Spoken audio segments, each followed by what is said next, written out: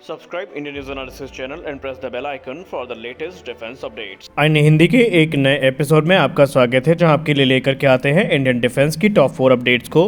और आज के अपनी अपडेट की शुरुआत करेंगे हिंदुस्तान एरोनॉटिक्स लिमिटेड से। हिंदुस्तान एरोनॉटिक्स लिमिटेड के आला अधिकारियों ने मीडिया से बात करते हुए ये बताया है कि हिंदुस्तान एरोनॉटिक्स लिमिटेड इस समय 12 एडिशनल सुखोई 30 MKI के ऑर्डर्स का इंतजार कर रही है, जिनके अप्रॉक्सीमेटली जो लागत होगी वो तकरीबन 12,000 करोड़ रुपए की होगी।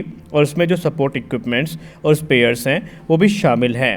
अगर हम बात करें इंडियन एयरफोर्स की, तो सुखोई 30 MKI को इंडियन एयरफोर्स की बैकबोन कहा जाता है और IAF सबसे अधिक संख्या में इन्हीं फाइटर जेट्स को ऑपरेट करती है। हिंदुस्तान एरोनॉटिक्स लिमिटेड के चेयरमैन ने रिसेंटली मीडिया अपडेट में ये बताया था कि उन्हें इस चीज़ का पूरा कॉन्फिडेंस है कि अगले वर्ष आने से पहले ही ये जो डील है ये फाइनलाइज कर दी जाएगी और ये जो एयरक्राफ्ट होंगे उन एयरक्राफ्ट्स का रिप्लेसमेंट होंगे जो कि अलग अलग हादसों में भारतीय वायुसेना ने गंवाए हैं। अगर हम सुखोई 30 MKI के प्रोडक्शन लाइन की बात करें तो ये वर्ष 2021 से आइडल है, यानी कोई भी ऑर्डर ना मिलने की स्थिति में ये लगभग बंद हो चुकी है। और अगर ऐसे में 12 एडिशनल सुखोई 30 MKI के ऑर्डर्स हिंदुस्तान एरोनॉटिक्स लिमिटेड को प्राप्त होते हैं तो एक बार फिर से ये जो प्रोडक्शन लाइव है ये लाइव हो जाएगी, या यूँ कह लें इसका जो रिवाइवल है हमें देखने को मिलेगा। हिंदुस्तान एरोनॉटिक्स लिमिटेड ने 222 की संख्या में सुखोई 30 MKI को बना करके एक बहुत बड़ा माइलस्टोन अचीव किया था। हालांकि ये एक लाइसेंस प्रोडक्शन था जो कि एक एग्रीमेंट के तहत किया गया था, और जो प्रोडक्शन है सुखोई 30 MKI जेट्स का ये वर्ष 2021 में कंप्लीट हो चुका था और उसके बाद से अभी तक जो प्रोडक्शन लाइन है वो आइडल बनी हुई है। हालांकि ये जो 12 सुखोई 30 MKI की खरीद है ये आज की नहीं है, बल्कि 2021 से इसको लेकर के जो बातचीत है वो चल रही है। पहले प्राइस नेगोशिएशन और बाद में रशिया के ऊपर जो सैंक्शन लगे हैं उनके चलते ये जो डील है वो डिले हुई है। हालांकि 21 की संख्या में MiG-29 को भी खरीदने की बात कही गई थी, लेकिन अब ये माना जा रहा है कि जो MiG-29 की डील है वो फाइनलाइज नहीं होगी। उसके पीछे की वजह ये है कि MiG-29 2028 से या 29 से चरणबद्ध तरीके से इंडियन एयरफोर्स से रिटायर किए जाने शुरू कर दिए जाएंगे। इंडियन एयरफोर्स 272 की संख्या में सुखोई 30 MKI को ऑपरेट करती थी और अभी कुछ एक्सीडेंट्स में ये जो एयरक्राफ्ट है वो क्रैश भी हुए हैं। अब अगर हम बात करें सुखोई 30 MKI की, तो ये इंडियन एयरफोर्स के लिए कितने इंपॉर्टेंट है इसका अंदाज़ा आप इसी बात से लगा सकते हैं कि भारत ने जितना ज़्यादा सुखोई में मॉडिफिकेशन कर रखा है वो किसी दूसरे फाइटर जेट में नहीं हुआ है।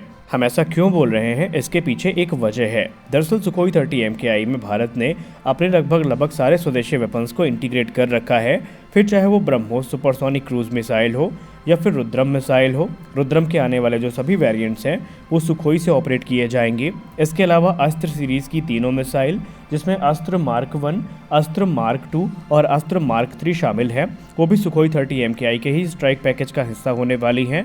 इसके अलावा जो DRDO का शॉ वेपन है वो भी सुखोई से ही ऑपरेट किया जाता है।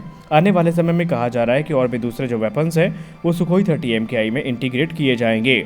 वहीं इसके रेडार में भी हमें एक उल्लेखनीय परिवर्तन देखने को मिलेगा जब इसे स्वदेशी उत्तम एसा रेडार से रिप्लेस किया जाएगा, यानी सुपर सुखोई अपग्रेड के माध्यम से जो सुखोई 30 MKI फाइटर एयरक्राफ्ट है ये वर्ष 2040 तक इंडियन एयरफोर्स के सर्विस में ऑपरेशनल रहेगा। इंडियन एयरफोर्स का कहना है कि ये हमारे लिए एक बॉम्बर एयरक्राफ्ट की भी भूमिका निभा सकता है, क्योंकि ये अपने साथ बड़ी संख्या में जो बॉम्ब्स हैं उनको कैरी करने में सक्षम है। हालांकि मौजूदा सुखोई एयरक्राफ्ट की अगर हम बात करें तो वो सिर्फ एक ही ब्रह्मोस सुपरसोनिक क्रूज मिसाइल को कैरी करने में सक्षम है, लेकिन ब्रह्मोस NG के आने के बाद एक सुखोई 30 MKI से तकरीबन 3 ब्रह्मोस NG मिसाइल्स को कैरी किया जा सकेगा, जो कि काफ़ी बहुत बड़ी बात है। और इसीलिए इंडियन एयरफोर्स भी इन एयरक्राफ्ट्स को पूरी तरीके से मेंटेन रखना चाहती है, जो कि सर्विस इश्यूज से अभी तक जूझ रहे थे। हमारी अगली बड़ी अपडेट ब्रह्मोस NG को लेकर के आ रही है। दोस्तों, ब्रह्मोस NG को लेकर के defence research and development organisation ने ये इशारा किया है कि वो बहुत जल्दी से अनवील करने वाले हैं। ब्रह्मोस NG एक ऐसी मिसाइल होगी जो कि मार्क 2.8 से मार्क 3 की स्पीड में उड़ने में सक्षम होगी, जो कि आवाज़ की रफ्तार से लगभग 3 गुना ज़्यादा है। और इसे इंडियन एयरफोर्स के सारे फाइटर जेट्स, जिसमें MiG-29, Mirage 2000, light combat aircraft Tejas, Dassault Rafale, इन सभी में इक्विप किया जाएगा। ये जो मिसाइल है बेसिकली एक एयर लॉन्च क्रूज मिसाइल होने वाली है और इसकी टेस्टिंग 2024 के मध्य या 2024 के अंत तक अनुमानित करी गई है। और एक बार जब इसकी टेस्टिंग शुरू हो जाएगी तो 3 से 4 सालों के अंदर ये मिसाइल अपने प्रोडक्शन में आने के लिए पूरी तरीके से तैयार हो जाएगी।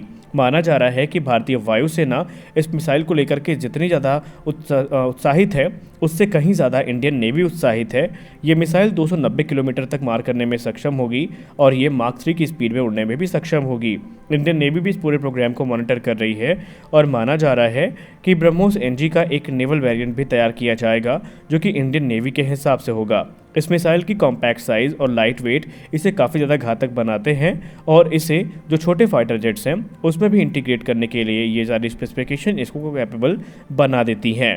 ब्रह्मोस एनजी का वज़न सिर्फ 1.3 टन है और इससे जो इंडियन एयरफोर्स के फाइटर जेट्स हैं इनकी स्ट्राइक कैपेबिलिटी काफ़ी ज़्यादा इन्हेंस हो जाएगी।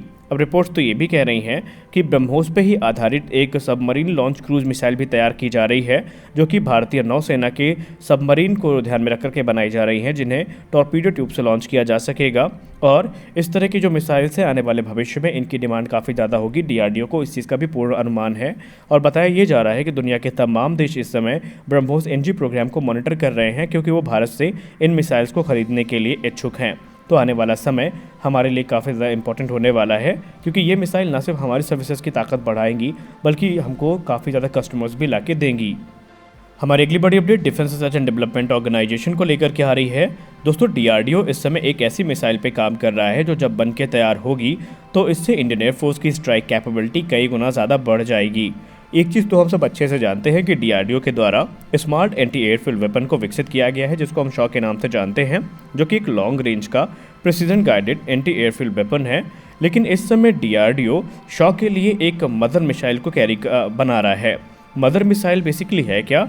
इसे हम स्मार्ट वेपन मल्टी कैरियर के नाम से जानेंगे जो कि अपने साथ कई शॉ मिसाइल्स को एक पेलोड के तौर पर कैरी करेगी। यानी कि एक मिसाइल के अंदर ही हमें एक से ज़्यादा जो शॉ मिसाइल्स हैं वो एज अ पेलोड देखने को मिलेंगी और ये जो मदर मिसाइल है ये एनिमी टेरिटरी में जाएगी, उसके बाद अपने पेलोड जो कि शॉ मिसाइल्स होने वाली हैं इनको रिलीज़ करेगी जो कि अलग अलग एनिमी टारगेट को इफेक्टिवली हिट करने में सक्षम होंगे।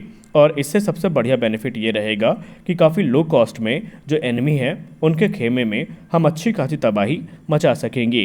ये जो इनोवेटिव कॉन्सेप्ट है इसको काफ़ी ज़्यादा यहाँ पर तारीफ़ मिल रही है और इस समय बाकायदा इसके लिए जो इंडिपेंडेंट सीकर्स हैं वो विकसित किए जा रहे हैं जो कि इसकी वर्सटैलिटी और इसकी लिथैलिटी को काफ़ी ज़्यादा इन्हेंस करेंगे। रिसर्च सेंटर इमारत जो कि डीआरडीओ की क्रूशल लेबोरेटरी है वो इस पूरे प्रोग्राम को लीड कर रही है सीकर टेक्नोलॉजी के डेवलपमेंट में जो कि शॉ को मदर मिसाइल में इंटीग्रेट करने के लिए ज़रूरी है। जो सीकर है वो मिसाइल के इंडिपेंडेंट मोशन को इंश्योर करेगा ताकि प्रत्येक जो मिसाइल है वो ऑटोनोमसली जाकर के अपने टारगेट्स को हिट कर सके। जो SWMC है इसे एक फोर्स मल्टीप्लायर के तौर पर देखा जा रहा है क्योंकि ये जो मदर मिसाइल है ये मल्टीपल शॉ वेपन्स को कैरी करने में सक्षम होगी जो कि प्रिसीजन गाइडेड म्यूनिशन है और ये अलग अलग जगहों पर जाकर के एनिमी टारगेट्स को हिट कर सकेंगे।